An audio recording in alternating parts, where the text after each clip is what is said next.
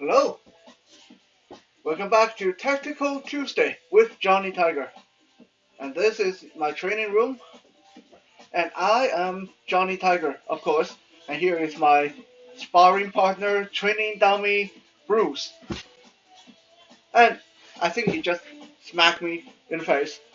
That's okay, we'll get him back in a little while. This is May 19th. The day is Tuesday, May 19th, 2020. I'm not quite coherent today, apparently. But anyway, that's okay. This is week number 11 of the coronavirus, staying at home, social distancing, all that good stuff. And we are going to spend some time talk about how to make your punches a little bit more effective.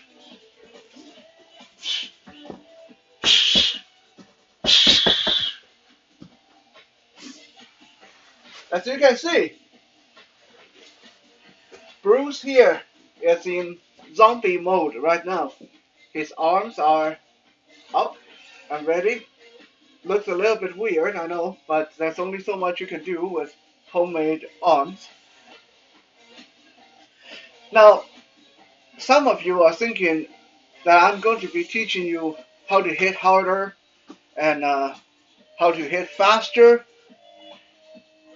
You're partly right, but for the most part, I think you will be a little bit disappointed because what I'm going to be teaching you instead is how to hit smarter.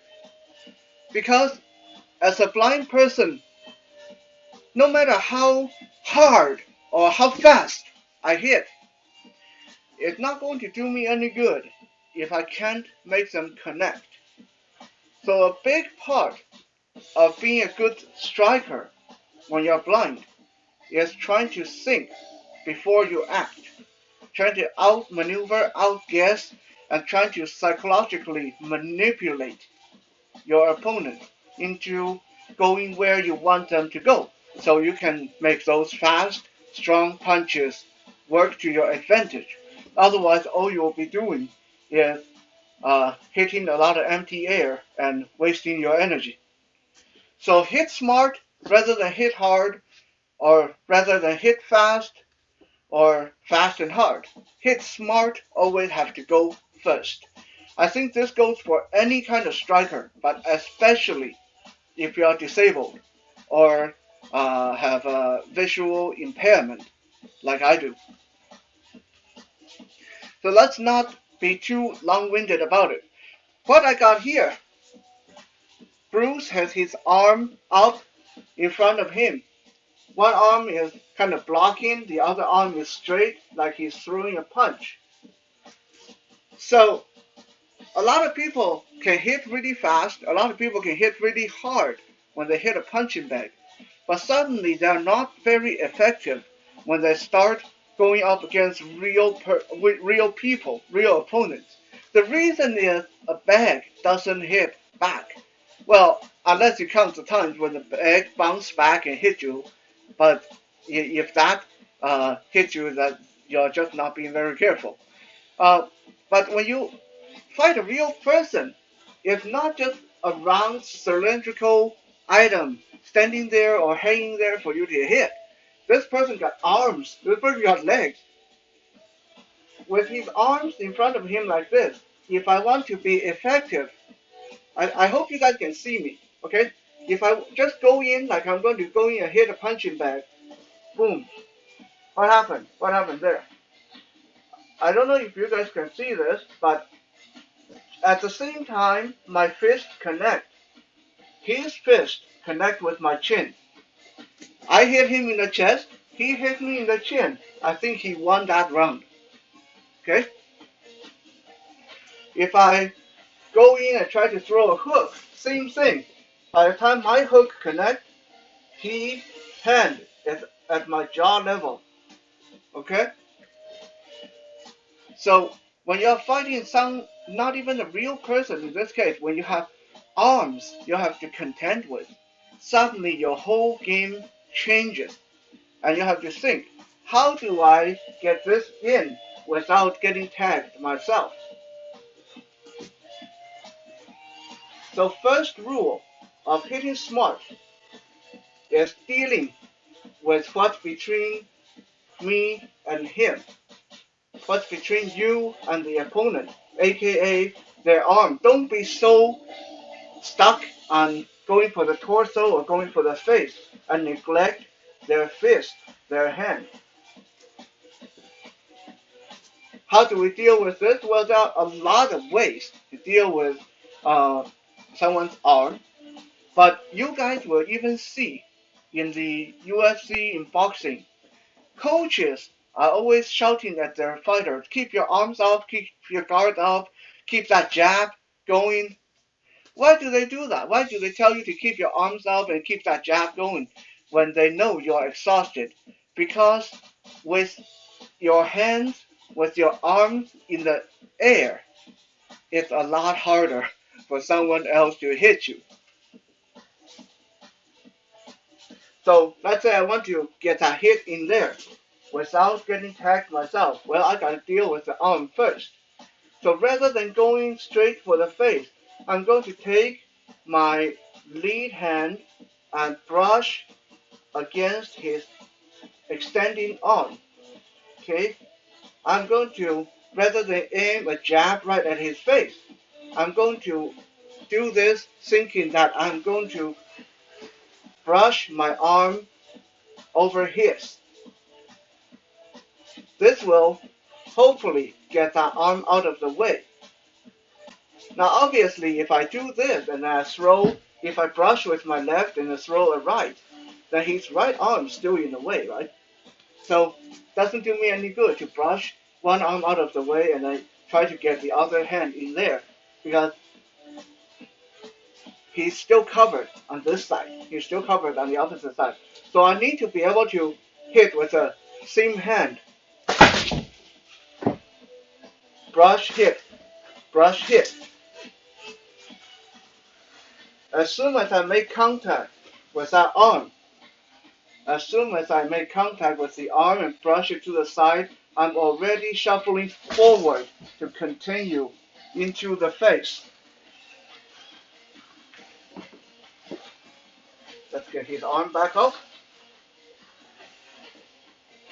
Okay, it is the same thing if I plan to use my power hand. If I need to get his hand out of the way, I'm going to cup and divert. I smack his forearm, cup his forearm, do a smacking motion with my open hand. Divert his hand and backhand right into the face. Divert and backhand into the face. Why am I not using my jab hand in this case? Because if I just slap and go in and without getting my right arm back in position, then his left hand is still here. He can catch me on the side of the face if I don't get my guard back up. So I need this hand to slap and come right back. So I'm hitting him while keeping myself covered.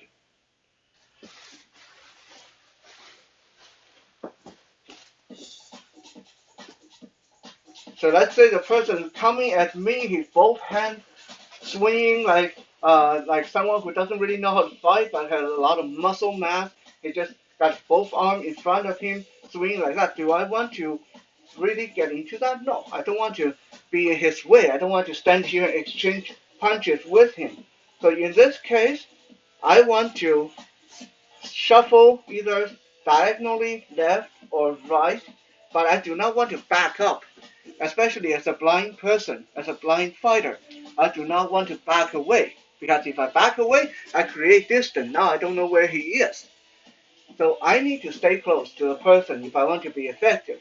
The person coming at me, his arms are out front, maybe swinging wildly, striking, whatever.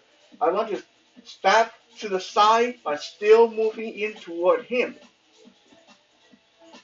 As I step, my one arm extend, trap his arm between him and myself. Again, stab, trap.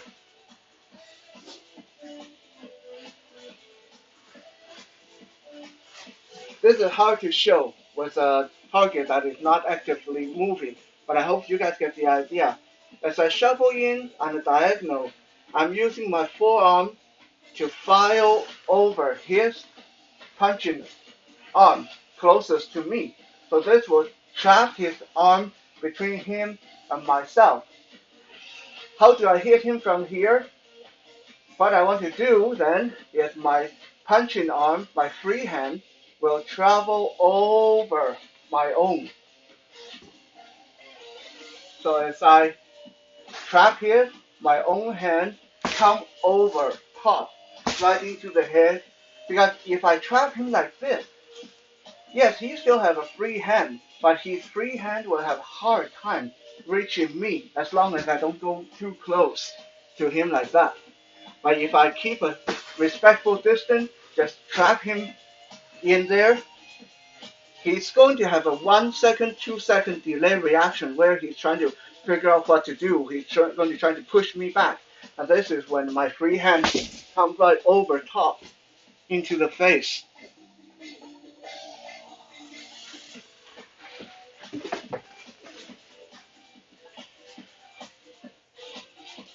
Now let's talk about how to make a hook effective.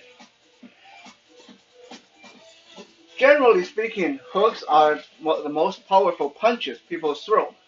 But a lot of people, who, especially untrained people, they swing it really wide.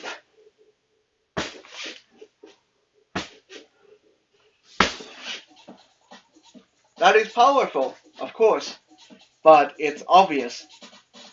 And especially for those of us who have to fight blind, or those of us who have a physical limitation, we do not want to be obvious.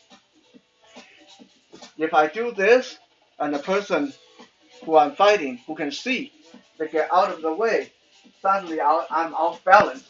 I maybe have my back against them, towards them. I'm turned the wrong way. I do not want that. So what I'm going to do, again, fight smart, not hard. Hit smart, not hard. I'm going to sacrifice a bit of power. I'm going to sacrifice this super massive hook power by changing my hook to a short hook. A short hook, you do not flare out to the side in the beginning.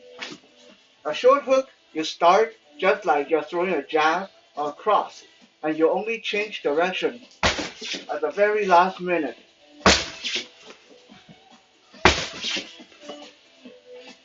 It's not quite as hard, but trust me, you work on that, it's hard enough.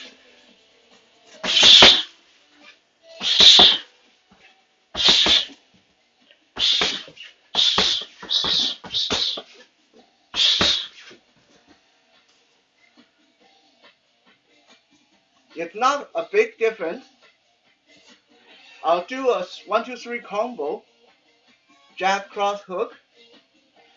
I'll do it the regular way with a regular big hook versus the short, the short, quick hook. And then you'll see there's a significant, there's an obvious speed difference. I'm going to do it on my off side so you guys can hopefully see better. 1, 2, 3. 1, 2, 3. 1, 2, 3. 1, 2, 3. Okay? That is the regular hook on number 3.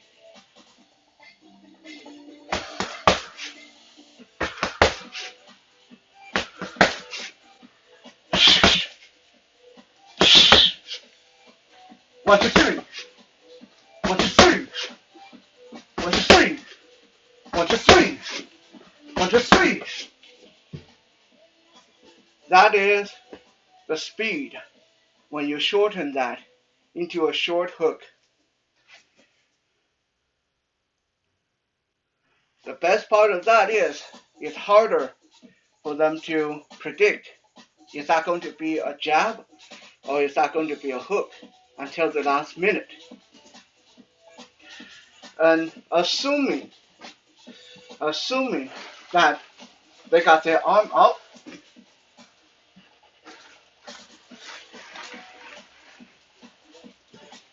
I go in 1-2. Oh, I find my hook blocked because their arm's blocking me. That's fine. I go right back into another jab.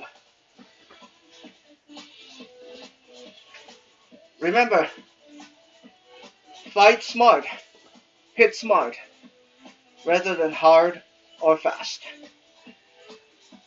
Thank you for checking out today's Tactical Tuesday. We'll be back again tomorrow for Wisdom Wednesday. In the meantime, stay safe, stay healthy.